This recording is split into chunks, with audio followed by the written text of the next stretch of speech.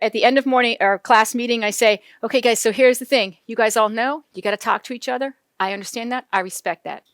I said, but here's what I'm going to ask back from you. I'm going to ask you to hold that thought till talk time. And every class that I teach knows that the last 5 minutes of the class is talk time, which means I will end. And that's when you talk to your friends. That's when you get up and interact. That's when you check your messages on your cell phone or get in touch with your social media. Because you know what? I know you're going to do it anyway. I know you're going to do it behind my back, under the desk, behind your purse, whatever it is. So why in the world don't I take control of it?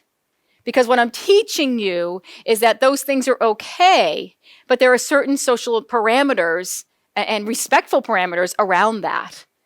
So I've got to stop banning it and teach you when, where, and how to use it.